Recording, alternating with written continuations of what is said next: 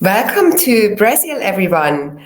What a day. Approximately 20 hours ago, I was dialing in from Australia, or well, I'm dialing in from Berlin, but I was talking to people from Australia and listening to Sarah's very inspiring speech. And I don't want to take too much time. I just want to mention that last year I moderated also the session from Brazil, and it's kind of the anniversary for me to actually invite on stage with me two of the three speakers or co-moderators today who I met because of Food First Day last year.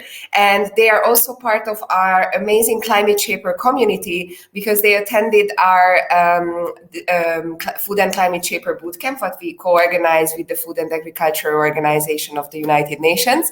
And so I would like to invite Ivani Pauli, Nicola Gritska, and Renata Cabrera on stage, who will be guiding you through Brazil and co-moderate this session. As you can see, Nicola is representing the social gastronomy movement, and they are also dialing in from different parts of Brazil. Welcome on stage with me. Hi, Julia. So good to be connected. Super nice to see you. Hi. Hello. Very nice to see you. Amazing. Hello. So because we are very conscious about time, I don't want to take up any more from you and would like to hand over the stage. I'm super excited about this session. Thank you so much, Julia. And as a Brazilian by heart, but not a born Brazilian, we decided that I would lead us a little bit through this conversation. And we also brought some special guests with us. So I think at the beginning, we wanted to make a quick introduction who's actually here with us. So I'll start with who I can already see. So we'll go into just a little bit of a context setting. And I think one of the things living here in Brazil, which is just, as we call it the session paradox, is that Brazil is the most biodiverse country in the world. And it goes really between the Amazon to the Mata Atlântica. And yet, half of our population is facing food insecurity. So there is definitely something wrong. So on Earth Day, that is something we wanted to address as a group. And as obviously as climate and food shapers, the three of us, we really felt inclined to bring this important topic here and bring some people that are on the forefront as well of fighting this injustice. So with no further ado, I'd like to introduce, first of all, Ivani Pauli. If you can give us a quick introduction, who you are and what you'll be doing. Ivani is a biologist, a community manager, and the head of communications at Preta Terra, and is down at Mata Atlântica. Yes, good night, everybody. I'm happy to be here. I'm Ivani Pauli, as Nicola already introduced me. I'm a Brazilian molecular biologist with a huge passion and interest about food systems. It started first when I was in college and I heard about the human microbiome and its relationship to good health or disease. And I started experimenting and reading a lot about how food influences its composition and our metabolism and even our moods. And then I found out about nutraceutics and how nutrition influences our metabolism. I became specialized in functional nutrition and gastronomy. And that led me into a journey to explore regenerative agriculture and how the way we grow food can also regenerate the planet through holistic soil management, carbon farming, and community building. Today, I do work with Preta Terra, an agroforestry intelligence hub based here in Brazil in the state of São Paulo, but working worldwide in many projects regenerating our productive landscapes. I'm also Future Food Institute, Food and Climate Shaper since 2019. I took the boot camps when it was still in person in Japan and Iceland. And it is a huge honor to be with all of you bright people tonight for this important discussion. Thank you. Thank you, dear. Renata, let's jump straight to you. Renata and I met actually even before the boot camp. I think I'm the newbie in this group of the boot camp. And Renata, I met in a very different position, but now she's the Municipal Secretary of Culture and Tourism of Jari Turi, you need to correct me on this one. Hello, everyone. Well, I'm a very enthusiastic person about the food system because I was born in a farm, so I have this relationship with food since I was born. I think that is something that comes with my ancestrality. But nowadays, I highly believe in the power of the food system to change the course of climate crisis and to guarantee our future and the future of our species, especially, and for sure of our Mother Earth. I've already worked in several areas related to the food system, since health food to now my now experience with agroforestry here in our farm. And I think that especially agriculture nowadays play a key role preserving our tradition and also guarantee that we are empowered for having the relation with food that it's free from things that we can really choose our food and be more autonomous for this kind of choose. So for me, it's about consciousness. I really believe that education is really important for this change that we really want. Thank you, Renata. Last one up here. I'm Nicola Gritchen. I am a co-founder of the Social Gastronomy Movement.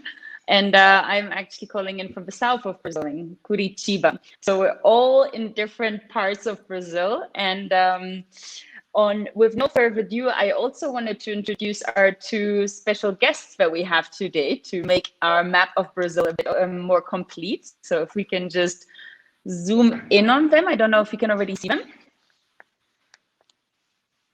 Not yet. We would like to ask them to turn on their cameras now. Amazing. Excellent. Saulo, se você pode colocar a câmera aí. Perfect. Wonderful. So we actually have Teresa and Saulo that are both part of the social gastronomy movement as well.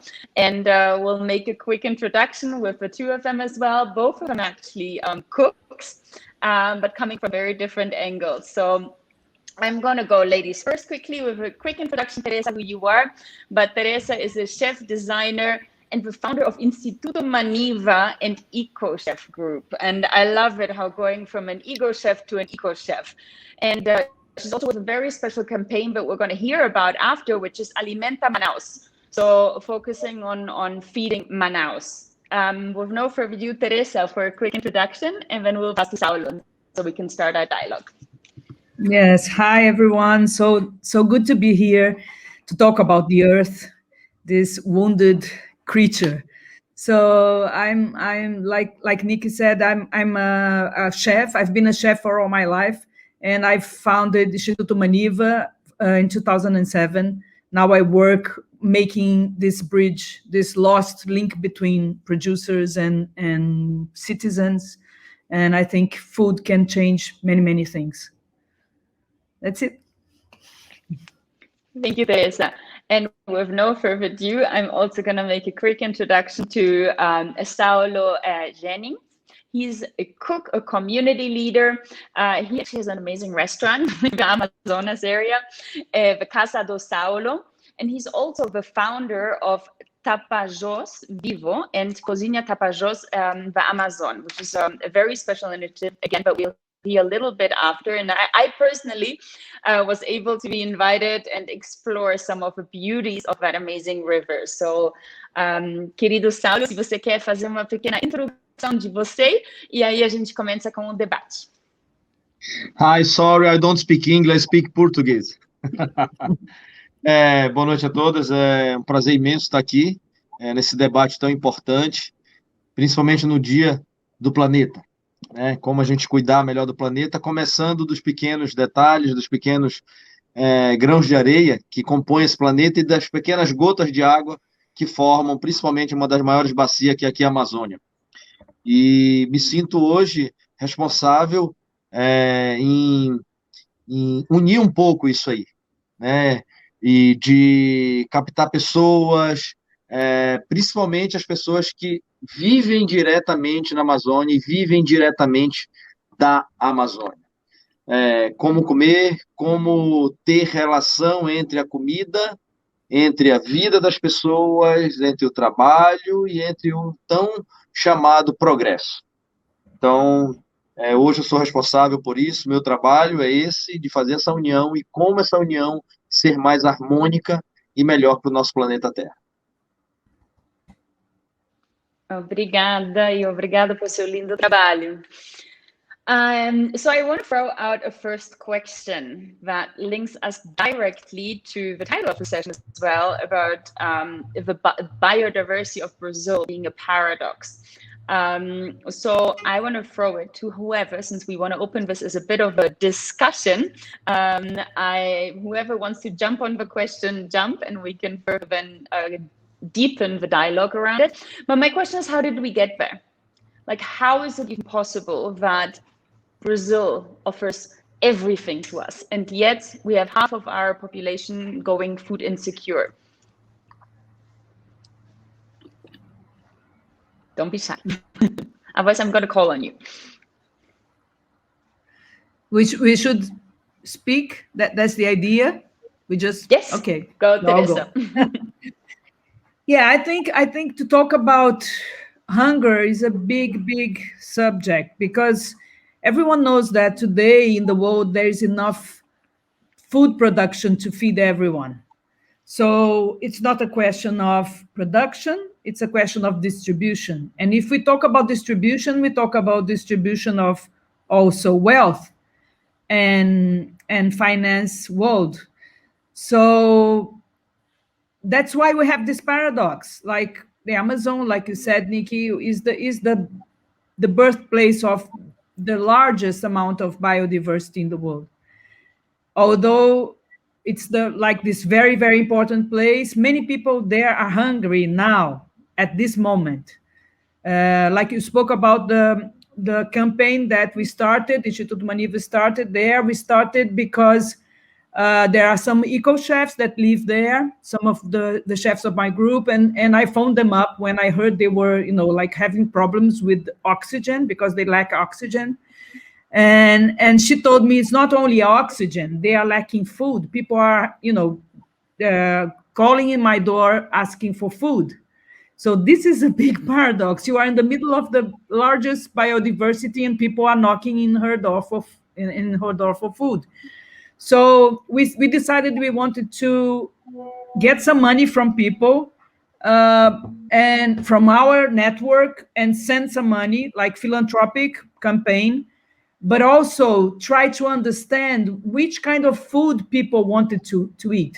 Because, for instance, the Sateremaué, the indigenous people that live in Manaus, because they live in Manaus, they are not protected by the laws, because they only protect the laws of the indigenous people if they are still in their territory.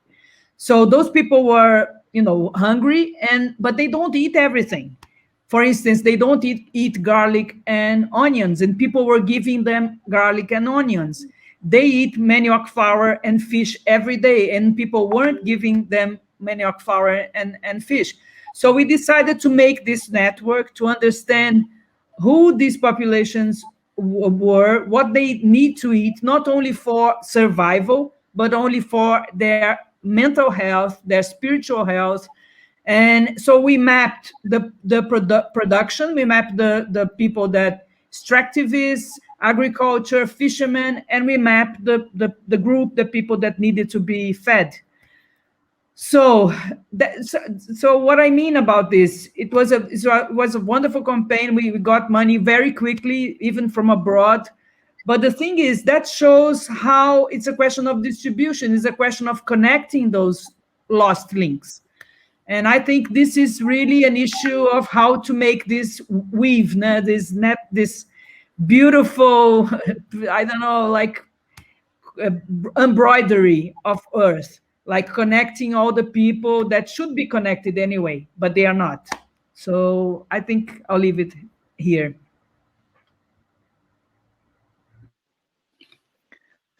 I wanted to throw it, staying in the region as well, to Saulo. I want to understand a little bit the reality that you've been facing as well, being based in Santarém, and like what is it you're seeing every day now? Because I know the impact of COVID was tremendous as well on the population. Se você poderia nos dar um pouquinho, mostrando a realidade que você vê dia a dia e também com o impacto do Covid, né? Que a Teresa falou um pouquinho da insegurança e a distribuição da comida. Bom, infelizmente, felizmente a gente tem uma região muito aberta na Amazônia, onde as comunidades são distantes, por um lado. Sorry, can I make a suggestion, please? Because I'm translating to Saulo. Saulo, você pode falar as frases de duas em duas e eu traduzo para o grupo? Tudo bem. Já falou a primeira frase?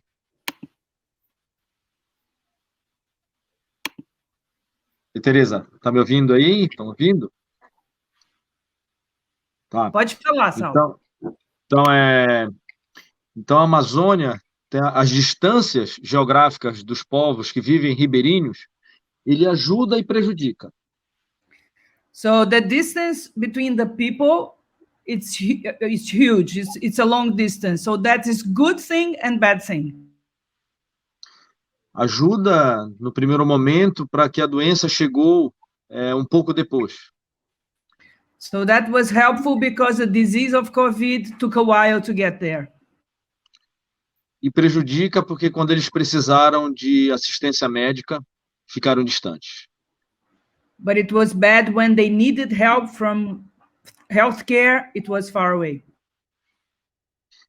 Mas no Brasil tem um sistema único de saúde maravilhoso, chamado SUS, que chegou até esse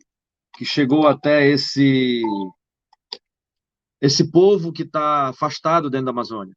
Então, a vacina está chegando para esse povo em prioridades, aos descendentes indígenas e aos mais velhos, e é um povo inteligente. O povo que vive isolado na Amazônia... Peraí.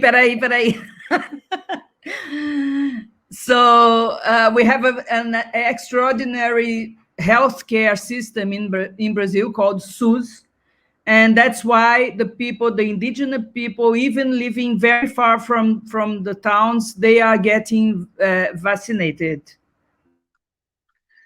O que você falou? Inteligência? O povo que vive mais isolado na Amazônia é um povo muito inteligente, porque ele viu o perigo e logo se isolou dentro das suas florestas, dentro da sua mata, pescando seus peixes. Então, é um grande ensinamento para a humanidade do que é isolamento social. O povo da Amazônia... Peraí. So the people, the indigenous people, once they knew about the threat that COVID had, they hide themselves inside the forest because they know how to live inside the forest without any contact with the external world. So it was a lesson of how you should really get isolated, not to get sick. Então eles estão ensinando muito para a gente. Eles erraram uma vez e eles não querem mais errar, que foi ter contato em vindo nas cidades, fazer suas compras, receber algum dinheiro de banco, e eles perceberam que isso era muito perigoso para eles. E eles estão ensinando a gente realmente que é um isolamento social na alimentação. Deixa eu ir. So they are teaching us, they are very clever, and they are teaching us how to isolate ourselves. What is the isolation that is needed to avoid COVID?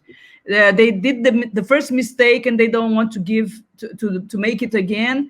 They went to the towns to get some money from the bank or to buy something. Now they are not doing this anymore. So they are teaching us how to behave actually during this pandemic. Sim, e esse aprendizado vai ficar para a gente, porque eu já trabalhava com essa relação da comida do homem moderno e da comida do caboclo da Amazônia. E a pandemia veio ensinar muito mais essa relação de alimento e vida moderna, ancestralidade. So he works with this contrast between modern food and ancestor food, and he was already interested in that, but now he's really learning the differences between these two types of food. E para resumir, se isolar também é comer bem, porque você aprende a produzir seu próprio alimento, aprende a plantar, aprende a pescar, e se você não tiver essas condições, você vai aprender, nem que seja num vaso na sua cozinha. So to end, I learned that to isolate yourself, you can cook really well, even isolating yourself, because you have to learn how to fish, learn how to plant, and you can do this even in a small vase in your house. Obrigada. Thanks to both. Saulo mentioned about public services as well, and I'd love to throw a question at Renata as well, as the Secretary of Culture and Tourism. What do you see the role of government in what's happening as well? Well, in terms of I think that the government is a key player of these things of talking about our food system, because they have the power to introduce, for example, at the schools, education, and bringing children all this awareness about our food, our culture in special, because I think that something that I'm being experiencing is that we are missing our food culture. So that is a problem, because the industry is coming with all this industrialized food, and we are forgetting our traditions. And for example, we can make this through education and also through public policy. So I really believe that the government, beside all the criticizing things that we have to related to the government, it has a big power. So it's, of course, it's not so easy and not so simple, but it can make the difference if it wants. And I see that we need to pressure. We need to say that we really want that the public policy be different. And so people who are working on the government also needs to change their mindset, because they really are very they have like an old-fashioned mindset related to our bureaucracies and also our culture. So I really think that we need to pressure government, because they can do the difference. Which is the role of us food and climate shapers as well, right, Renata and Ivani? I agree, and there is so much beautiful food culture in Brazil, and I think that's the work that Saulo and Teresa are doing as well as chefs every day, bringing to light all these traditions and ancestral recipes that Saulo was mentioning before. But before we go into recipes, because Renata is also a cook, so I want to, give away this little secret here as well. But I want to go to Ivani, because Ivani is as well, part of her work is the Agroforestal Intelligence Hub. And when we talk about ancestral intelligence and food culture, I'd love to hear your opinion as well, how we can recuperate this knowledge that our country holds actually, and how we can connect it to actually driving more prosperity forward. That's good for people and good for Earth. Definitely. I would like to start with a thought that it all starts with a linear method. Since the industry revolution in the 50s, the linear mindset started this monoculture mindset as well. So we think about simplifying systems, and everything that is simplified, that is taken away from its surroundings, from its environment where it was balance, it gets out of balance at some point. In the beginning, it works, and then you have to start to add a lot of inputs in agriculture, for instance. We imported agriculture from European countries. So European countries have way more richer soils than we have here in Brazil. So in the Amazon, that shocked me when I learned about this, is that the soils are not very rich in minerals and stuff, and they need the forest to be biodiverse and to hold the nutrients. Otherwise, they become a silt, they become hard, and if they don't have the forest with the root systems, with the organisms, it becomes hard, like and nothing grows there. And that happens in places where people are growing food and importing also this monoculture mindset from farms that work in other regions here in Mato Grosso, in the south, and there it works even worse than it works here. So at Pretatera, the logics is based on scientific knowledge to ancestral knowledge, bringing all of these concepts of agriculture that was done times, and also what science was through the soil microbiomes and how the plants work together and create these networks underground that we are not even aware of yet. We try to bring these concepts of little drops of complexity into the agricultural systems. So bringing trees, for instance, to start the cycling of the nutrients again, to cover the soils, and then bring different, also trying to bring diversification of crops, which improves the resilience of the farmers for income, for soils, producing biomass as well. So, it's showing that in the long run, this kind of systems, they pay off like very rapidly. After the third or fourth year of production, for instance, we start to, the system is paid off, and we start to have like a financial profit with that. So I think pilot programs everywhere in the world. So having different contexts, learning from the local people, and showing it works. Thank you. I think your connection, just in case when we come back to you, or as you want to jump into the discussion, is a little bit choppy. We could hear, but it's a little bit, the image is a little bit choppy. And I love what you're saying, because exactly the explanation of an ecosystem, right?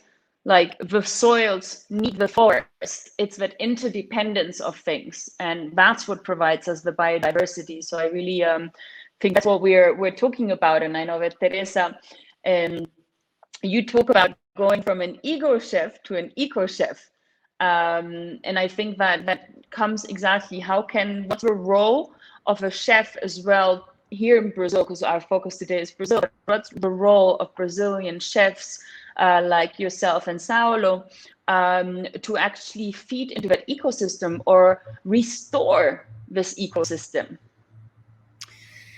Well,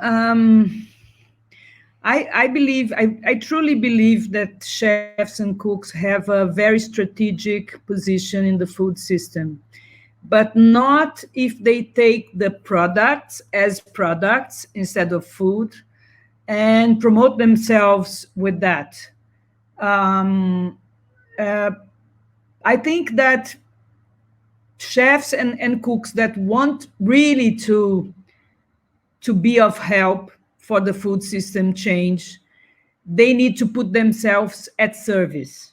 Like when you are in a restaurant, the service is one of the most important parts. You don't feel humble if you go to a table and you ask, are you okay? Do you like the food? Everything. So I think this that we learn in the restaurants, this action and this attitude of being humble enough to serve, we should make with the farmers, and we should make with local people that have ancient recipes as well, because the ancestor food like manioc, which was my specialty when I started in 2001, when I joined the slow food movement, I took manioc as a flag, to my work, and I started to research, but very informal. And so I went to the field to learn with farmers and to learn with local cooks, because they really have the knowledge and the secrets of that food. I didn't. I could go there and get some manioc and make some fancy dish in my restaurant, but I wouldn't be. I just would be putting the spotlight into my work and not into this larger thing, which is the food system. So it's a question of what you want with your life. When we spoke about from ego to eco chefs, like I lived in the ego world of chefs for a long time. I've been a chef for 39 years.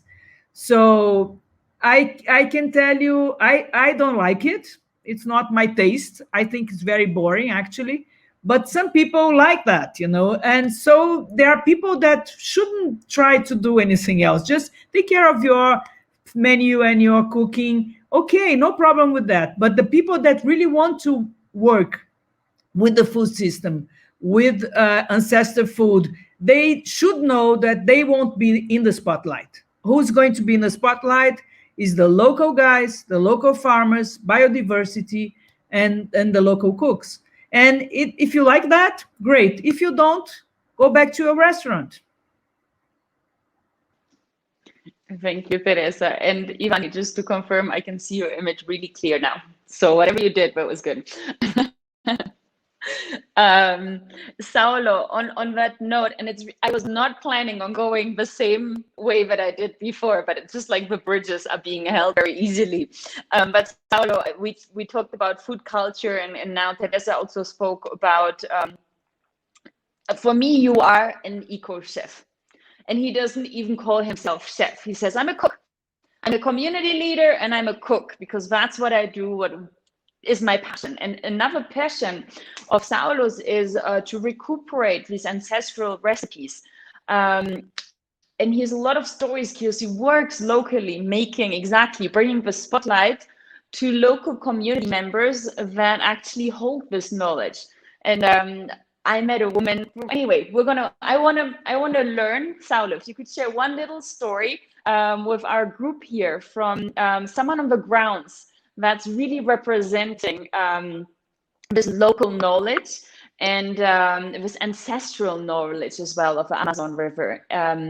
Então, vou passar a palavra para você de falar de uma história que te inspirou. Eu lembro indo para visitar uma mulher que estava, recuperando plantas do Amazonas, bem, bem louco. Então, eu gostaria muito de que você conte uma história de uns desses produtores locais que traem esse conhecimento ancestral. Nick, são diversas histórias inspiradoras e diversas histórias de conhecimentos locais, de conhecimento ancestral, e que usam até hoje. Deixa eu traduzir, Saulo. So there are several stories about ancestor food, so many of them. Mas uma que me marca muito é de um pescador chamado Alacide, que pesca pirarucu. There's a very special one about a fisherman called Alacide that fishes pirarucu, which is the largest freshwater fish in the world. Ele não come pirarucu. He doesn't eat pirarucu.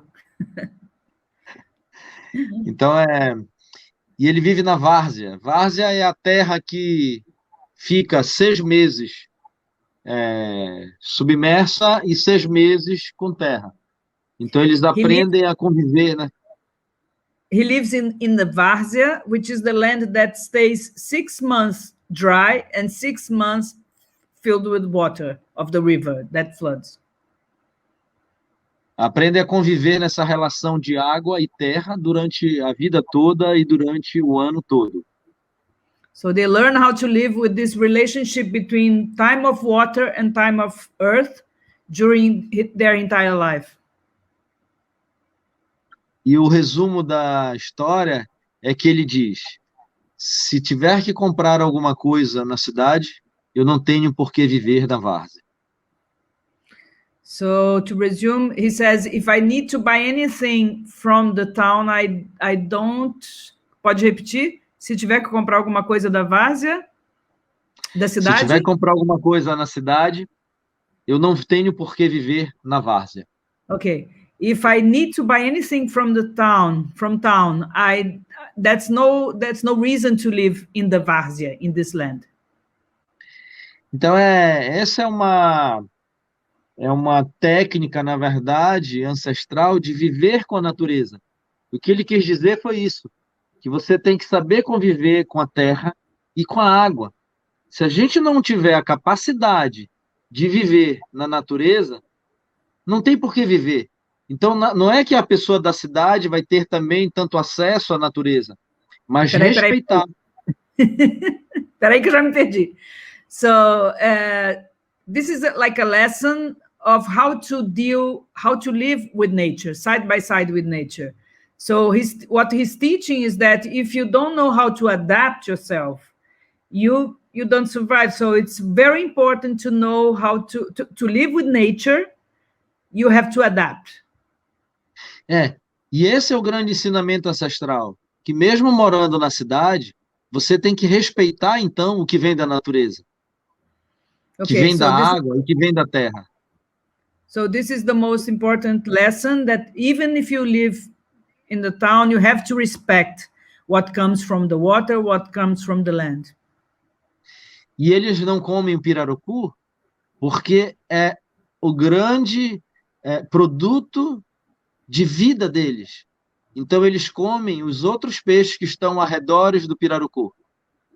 So, instead of eating the pirarucu, they eat the smaller fish that lives around pirarucu. So, because pirarucu is their way of living, of selling and earning money, and the other fish they can eat, and like this way they sustain both species or several species at the same time. Fico feliz de estar dividindo uma história de um grande homem inteligente da Amazônia que já dividiu o palco com a Nick e num evento aqui no Tapajós. So I'm very happy to divide this story with this very clever man, this fisherman that also divided the stage with Nikki in another event there at the Tapajós River. Assim como essa, como essa história, todo dia tem um aprendizado ancestral, todo dia tem um aprendizado na vida e no cotidiano das pessoas que vivem na Amazônia realmente, na preservação, na forma de se viver e principalmente do que são valores. So living there is like an everyday lesson, not only of the preservation of the Amazon, but the way of living and also, most important, the values of life.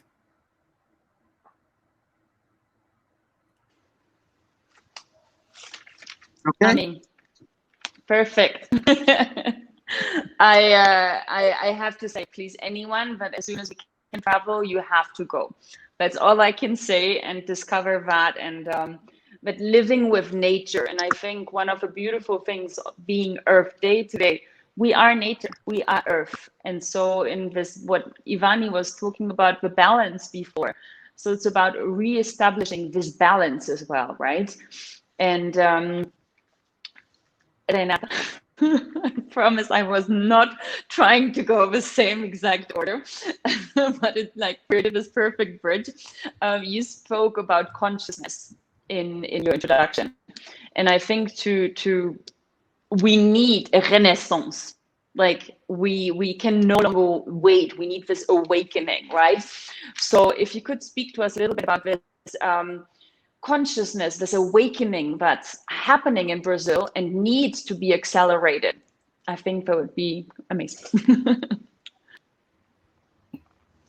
So the thing for me is like we are in a very different stage of our era. I think that we are changing society very fast. So it's very different from our generations. That's why it's so hard to change mindset and raise awareness. But I think that more than talking about things, we need to show, we need to make people experiencing the change. So that's what I believe as a powerful tool to make this consciousness, this awareness. So I think it's more through experiencing than talking. Just talking. Of course, it's very important to talk. We are here in a very important movement, but we need to go to talk with people, to invite them for experiencing the change.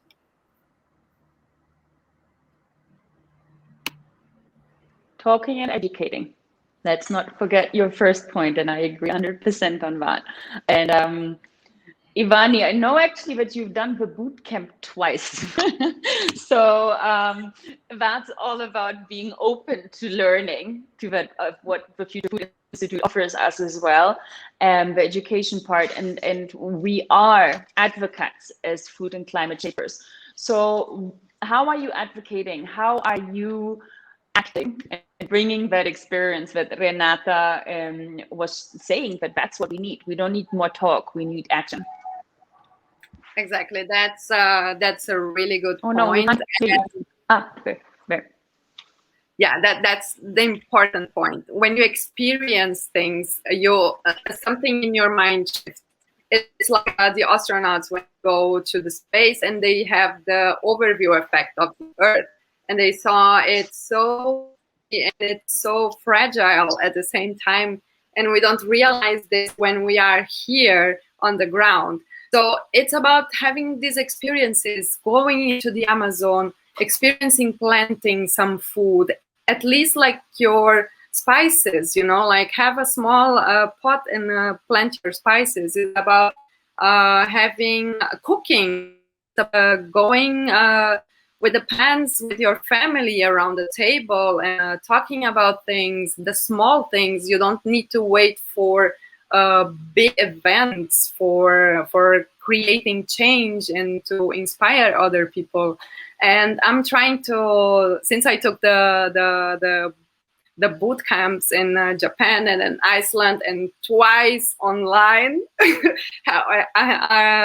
being a local host here from Brazil, bringing amazing people and amazing work that it's being done here. I think it's everything. It's the way you talk, the way you eat. You buy local food and then you cook together with the family. You plant a little bit and then you advocate on your social media. Look what I've done today. Like maybe you inspire other people to try the same thing, and then it's always a ripple effect. It's never too small a thing for it to be ignored, or for you to be lazy or think that your action is not going to count. So what I'm trying to do is that, and I started with the food and metabolism and all of what happens after you take in some food. And then during the boot camps, I was exposed to whole thing, whole other complementary world, and on what happens outside when we take care of our food systems, the way we grow food.